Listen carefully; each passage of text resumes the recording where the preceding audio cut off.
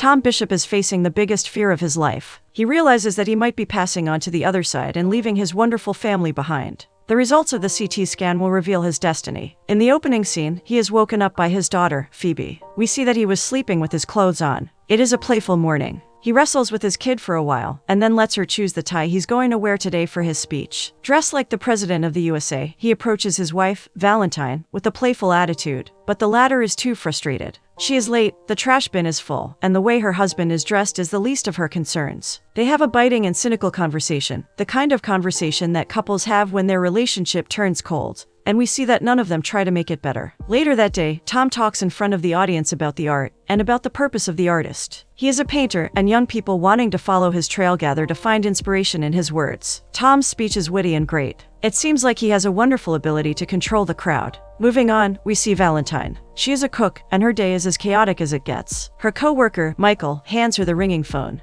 Gracie, Valentine's friend, is calling. The cooks try to do everything at once, and as usual, unpleasant events come one after another. Valentine burns her hand at first, and then their client interrupts her call. She says that they are ruining her son's graduation with their delayed food. When the woman storms out, Valentine follows to talk to her. Later that evening, Tom and his agent Byron are drinking at a bar. And from their conversation, we understand that Tom is working on something big. These speeches that he makes are nothing compared to what he is trying to do as an artist. But he is not yet finished, so Byron will have to wait. But the agent sees that Tom is having other troubles too. Tom, however, has no intention to speak about his deprived marriage. When the next morning comes, all gather in the kitchen. Uncle Mac, Tom's friend, is living with them, and he is preparing breakfast right now. He is a cheerful man, refusing to move out, even though there are a lot of apartments available. Over the breakfast table, Valentine tells Tom that she is going to Century City today. It must mean something important, since right away, the morning becomes tense, and the couple starts throwing cynical and bitter cues at one another. Valentine is going to a restaurant that she wants to buy, but this new stage of her career will mean even less time spent with Phoebe. Tom and she talked about it in the past, but Valentine assures him that she is only going to look. In the next scene, she is with Michael, who wants to lure her into buying the restaurant with him. Seeing the condition of the place and remembering Tom's take on this decision, Valentine is hesitant. But Michael tells her everything she wants to hear. She would give everything only to listen to those words coming from her husband. Michael says that he believes in her, and that he sees the way she loves her job, and he knows that together they will make Valentine's daughter proud. And so she agrees to buy it. That afternoon, Valentine speaks with her friend Bryn, who is divorced. She tells her that Tom doesn't yet know about her decision, and naturally, they discuss this matter. Valentine is extremely frustrated. She senses that her marriage is getting cold, and has no idea how to react. Seeing Tom in the past once excited her, but now all she can feel is that she doesn't like him anymore. Since Bryn is divorced, she will have a lot to say about this, but before she can give any real advice, the girls come in and interrupt them. Meanwhile, Tom is sitting in his garage, painting. Mac is tired of watching him as he looks at the piece for so long, so he makes a few jokes and takes him back home. Mac makes a clumsy flirting move on Bryn, and makes a toothless joke afterward. But Tom urges them to stand up and go watch his show. It seems like Mac is a stand-up comedian, and he is much better on stage. When they all walk out, Tom sees the glasses on the table, and understands right away what the celebration is about. Valentine prepares for battle, turns back, and informs him that she was going to tell him, but Tom doesn't fight back. He yields and says that he wouldn't have been able to change her mind anyway. Valentine smiles, not quite understanding what it means, or what is coming after. Just before Tom opens the door, he whispers to her that she is reaching to get something that she will never grasp. This is the first time Tom openly tries to bring her down, and all Valentine can do is nod to herself. She was right in thinking that he wouldn't understand. In the next scene, while Mac and Tom are talking in a comedy cellar, Valentine and Bryn are in the bathroom. Tom's words are still inside her head, biting, so she tries to find encouragement from Bryn. The latter lifts her up, lightens the mood, and manages it with just words. This is how friends should act, but Tom has definitely forgotten that. Then the girls join Tom and see Mac's performance. He really is funny on stage, and Bryn is catching herself liking him. Suddenly, Tom's head starts throbbing. It is so insufferable, he can no longer sit in one place. He leaves for the bathroom, and in the next scene, he takes a CT scan. He can hardly hear the doctor explaining the situation to him. There is a tumor in his brain, and its positioning makes surgery impossible. Therefore, a sudden, dreadful understanding comes to Tom. He will be gone in a year at most. Chemotherapy is already scheduled for him, and it starts tomorrow. It is unusually silent the next morning. He has looked his fate in the eye, and he has changed. In the evening, Mac goes to his room and, as a joke, gives him some cheap self-help books. Tom told him about his condition, and now Mac learns from him that Valentine doesn't yet know. Naturally, he is confused, and perhaps even thinks that his friend grew a little delusional after the shock. But Tom explains to him what his plan is, in detail. He has been thinking about it, and it is his final plan. He knows that Valentine will ultimately find another man after his passing, and that person will become Phoebe's father. Tom feels that it is his responsibility to make sure that this person will be worthy of sleeping in his bed and teaching his daughter all sorts of things. And here, Tom starts counting down the things that Phoebe has yet to learn and realizes how much he will miss out on. He starts tearing up, but he knows that the last months of his life still have a purpose. In the next scene, he and Mac go up to Valentine and start carrying out the plan. They tell her that they want to upload her photo to a dating site. And after some time, when men start showing up, they will be the ones appearing on the date. It is all for Mac's YouTube channel. Valentine is quite suspicious. She knows that it is not like Tom to do such things, and she knows that people scarcely change, but she agrees to it anyway. And so they choose a fake name for Valentine at night and start setting up her account. When it comes to typing in her interests, however, Tom fails to say anything for sure. He is unable to recall any of her interests until the next morning. When Valentine leaves the house, he gives up and enters Phoebe's room. Together, they go to the roof to watch the clouds. Afterward, when Tom starts preparing breakfast, he attempts to learn about Valentine's interests from Phoebe, but she just tells him to ask Mom. In the next scene, Michael and Valentine get their first client on board. Now that they have everything that they need, Valentine is out of this world with happiness. They try to come up with the name, but they find themselves talking about their wonderful and prosperous future. They express how happy they are to have each other as partners. It is true. Their communication is spotless, and it seems like Michael has everything that Valentine wants to find in Tom. In the afternoon, Tom sits in a comfortable chair, waiting for his first chemotherapy to end. He feels lonely in the face of such enormous change, but thinking about his delusional plan keeps his head away from terror. He takes out the magazine that he found in Phoebe's bed this morning and starts flicking through it. That night, he returns to set up Valentine's fake account again, but realizes that he still has no clue as to what her interests are. He doesn't know his wife at all. The next day, he decides to visit her at work.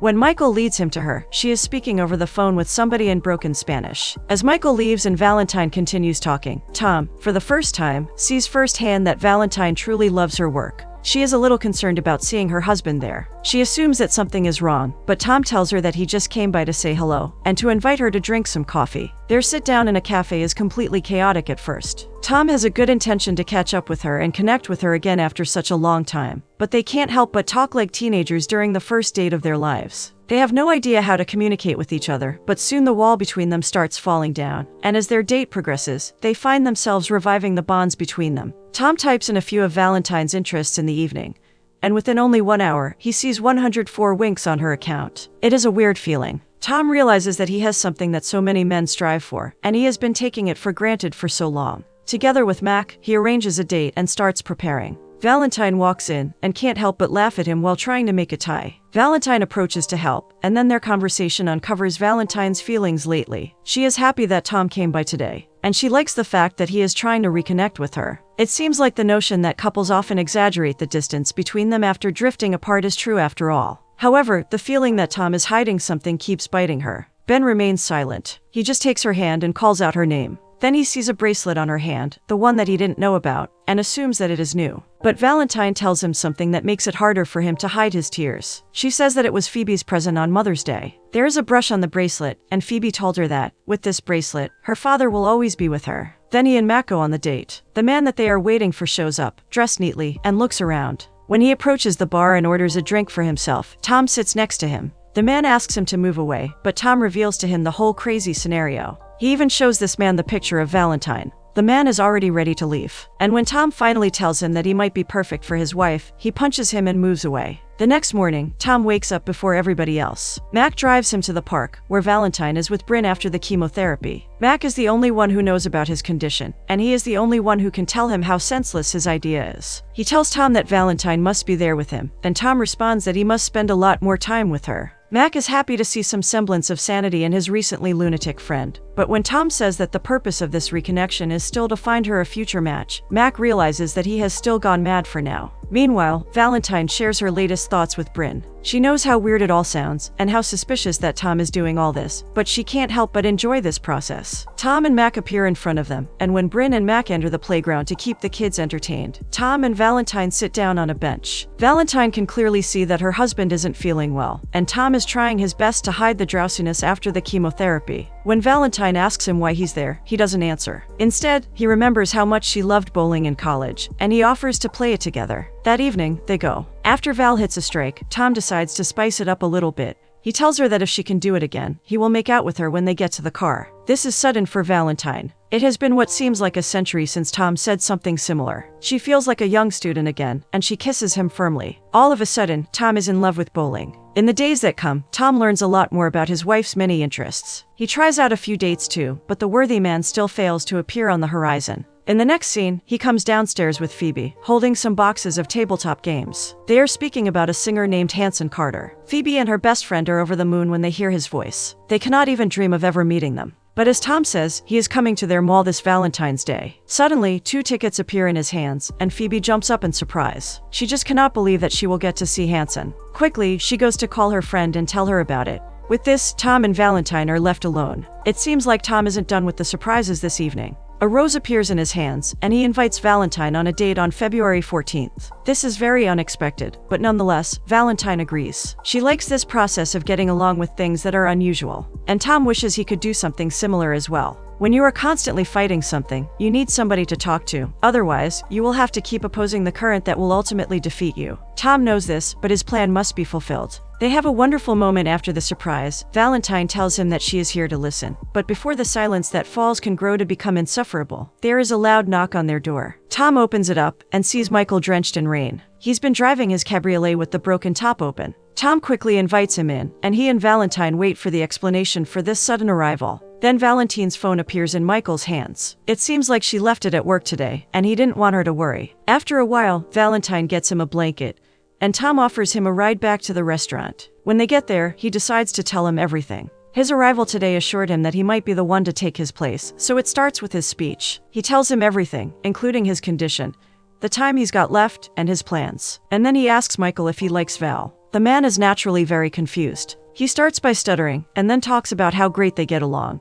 But he stops avoiding answering the question directly, and says yes. How can he not like Valentine, when she has everything a man can wish for? Tom now tells him about his plans in more detail. He will arrange a meeting in which all three are going to spend some time. If he feels like it is working between them, he will introduce him to Phoebe too, and if the latter approves, then Michael will have his blessing. Michael senses that something is very wrong with what Tom is saying. But when he hesitates, Tom shows him a video of Phoebe dressed in a Valentine's wedding dress. He will never live to see that, and within the last few weeks, he's realized that if you have a chance to love somebody, you must take it and work for it. These last words really move Michael. He decides to go for it. The next evening, Michael is invited to play some table tennis with the whole group of friends. Tom is assured now that Valentine and Michael are really getting along perfectly. The two even have inside jokes, and the man makes a great impression on their friends too. Tom's plan is working. However, for some reason, Tom is not quite able to ignore jealousy. It is extremely tough for him to look at Michael and see Valentine's future partner in him. When doing the dishes in the next scene, Tom finds himself trembling and unable to help himself. He looks back at Michael and Valentine laughing at something, and feels that he can no longer endure all this. He approaches them and tells Michael that he'll walk him out. They go outside together, and in the front yard, Tom loses his temper. He gave Michael permission to connect with Valentine, but seeing it firsthand is extremely painful. He urges Michael rudely to keep things respectful, and reminds him that Valentine's husband hasn't passed away yet. Michael is confused, and bit by bit, he gets frustrated. Tom was the one who lured him into this weird situation, and now that everything is going perfectly, he is unable to digest it. Michael was perfectly fine enduring the one-sided love that he had for Valentine, until Tom came and gave him a chance. Now he wants to take it away, and it makes him mad. So, without any further discussion, Michael urges him bitterly to make up his mind and leaves. For a few seconds, Tom is reflecting on something. Then, just before Michael drives away, he stops him and approaches, but we do not see what they talk about next. Then, Valentine's Day comes. Tom and Valentine are somewhere in the empty street. Valentine has no idea where she is, but as Tom says, she should. Then he takes out a remote control and hands it over, saying that it is a gift for her. Confused, Valentine presses the button on it, and sees the writing in front of them light up. It says Valentine's, and right away she realizes where they are. It is her restaurant. Now it is clear what Michael and Tom talked about at the end of the previous scene. Tom explains that he and Michael did it together, and that he likes that man a lot. Then he covers her eyes and leads her inside. The whole place is lit up with candles. Everything is arranged perfectly. Since they are alone in the whole place, Tom plays the roles of the waiter and the chef quite artistically, and then makes his way toward the kitchen to prepare some spaghetti. Valentine is impressed. She finds herself feeling the same gravitas towards him as she felt when the two of them were young. It is a wonderful feeling, to find yourself falling in love with someone after a long process of shifting apart. At the end of the date, when they eat the last of their ice cream, Tom's head starts throbbing. He blames it on the ice cream, and Valentine thinks that she can make him feel better. She pulls him closer, and with the rekindled passion, she kisses him firmly. The scene abruptly changes. They arrive home, entangled with each other and breathing heavily. Tom thinks that they only have an hour, but it seems like Valentine called Bryn and asked him to take Phoebe home with her, so now they have the whole night to spend together. In the next scene, it is already almost 3 in the morning. Valentine is sleeping on the couch, but Tom is unable to shut his eyes, so he just looks out of the window and thinks about the last days of his life. Then suddenly, the tide of overwhelming emotion comes crashing down on him, and he starts crying uncontrollably. Valentine wakes up, scared that something terrible has happened, and embraces him. She asks him repeatedly, but Tom is unable to speak. But he knows that this is the night when he has to tell her the truth. There is no point in hiding it anymore. And so, the load that only one man carried until now is divided and shared between the two. Valentine has no idea how to endure what's coming. And Tom admits now that he made a mistake. He should have told her right away. In the next scene, Tom returns to his painting. He picks up a brush and observes the canvas, but before he can start working, his head starts swimming, and he begins to cough uncontrollably. Finally, he sees blood on his hands, and a sudden flow of rage takes his sanity away. All his life, he's been letting the most important things slip between his fingers, and in the very end, he made everything right again. He felt happy and fulfilled at last, doing everything that he should have done long ago, perhaps thinking that life would reward him and that sudden happy news would come. But as it seems, life is cold and cruel, and no matter how hard you try to bargain with it, it has no sense of sympathy. Tom starts throwing things around, letting all the rage out, until all he can do is sit on the floor and look at his blood-stained painting. Then he starts laughing for some reason. If art is the product of one's deepest emotions, then his painting is finally done. The next morning, Tom and Phoebe are looking at the clouds together. Tom knows that he must tell her the truth as well, but he has no idea how to do it. He remembers their dog, who got sick one day and had to be put to sleep. Phoebe is confused, having no idea why her father would start talking about it all of a sudden. And then, when Tom says that he will always be her daddy, and that he will always be up there, among the clouds, and when tears appear on his face, Phoebe starts crying too. But she doesn't yet understand what Tom means by all this. She can only sense an overwhelming danger that even her father is unable to stand against. Tom sees her face and decides to change the subject, urging her to go grab some ice cream for breakfast before her mother wakes up. It seems like Tom invited Michael to eat some ice cream too. Now he wants him to meet Phoebe. And as all three walk along in the park and talk about ordinary things, Valentine wakes up and starts looking for everybody. She sees the ruins of Tom's studio, and some letters that he left. The expression on Valentine's face quickly changes. There is something very important written there, it seems. Meanwhile, Tom is sitting in his car, looking at Michael and Phoebe as they are having a great time in the playground. Suddenly, a Hanson Carter song comes on the radio, and quickly he gets out of the car to call Phoebe. He screams out loud, but his daughter seems to be swallowed by the activity. When Tom screams again, his forehead starts throbbing. When Mikhail sees Tom as he ends up on the ground, he runs to help him to his feet. Together, they see Phoebe running around, and then Tom asks Michael to make a vow, to pledge that no matter what, he will be there for his family. Tom needs to know that his family is in good hands, otherwise, leaving it all behind will be that much tougher for him. Michael wants to make a promise, but it isn't that easy, so he responds that he'll try his best. It is enough for Tom. Finally, he asks Michael to drive Phoebe home, and he drives away alone. In the next scene, Valentine is running out of the house, trying to get in contact with him, when Michael's car appears in the street. She runs to them, gives the letter to Michael, and then takes Phoebe in her hands, and urges her to go home and not open the door for anybody except Uncle Mac. Phoebe is a little scared, but she follows her assignment. After that, Valentine demands that Michael explain the whole situation to her. But Michael is stuttering and avoiding answering her question directly, saying only that it is complicated. There is still something Valentine can do. She can track Tom's phone, so she gets in the car and tells Michael to take her with him. Tom is on the shore, trembling and trying to find peace. When Michael and Valentine arrive, we understand from their short conversation that Michael told her about Tom's plan on the way. Valentine just urges him to go home and gets out of the car. It is all delusional for her. It all makes her extremely mad, even though she does everything not to show it. As Tom goes deeper and deeper into the waves, Valentine gets scared, not knowing what his intentions are. So she runs as fast as possible and screams her lungs out. She lets all her rage out on him, cursing his selfishness. Tom tries to explain everything to justify his actions, but Valentine is no property. She is not some unconscious animal whose destiny he can choose. And this walk into the sea with the intention of never coming back, the audacity of Tom, deciding to choose the way of his passing, is infuriating for Valentine. So, with the last of her rage, she gives him two options. To either do whatever he was planning to do, or to come home, where he is loved, and live out his days in peace. She storms away then, leaving Michael alone to digest her words. But the truth is that Michael is no longer able to digest anything. He is completely lost in the face of a disaster. And before Valentine can go further, he screams out that he doesn't know what to do. And he yields to the tears and starts crying. Valentine runs back to him, realizing how much he needs support, and they are together, embracing each other until the sunset comes. All are gathered to see Phoebe learn how to ride a bike in the next scene. Mac is there to help her, but she demands someone more trustworthy. It is Michael. As Phoebe whimpers nervously, he pushes her, and they all explode in celebration when she rides away. Valentine smiles in surprise when she looks at Mac and Bryn kissing each other, and then makes her way up the stairs where Tom sits. He is completely changed, but as Valentine takes his hands, he looks at the scene with some otherworldly emotion. He feels at peace now. Phoebe still rides, and Tom feels at home, swallowed by this priceless moment.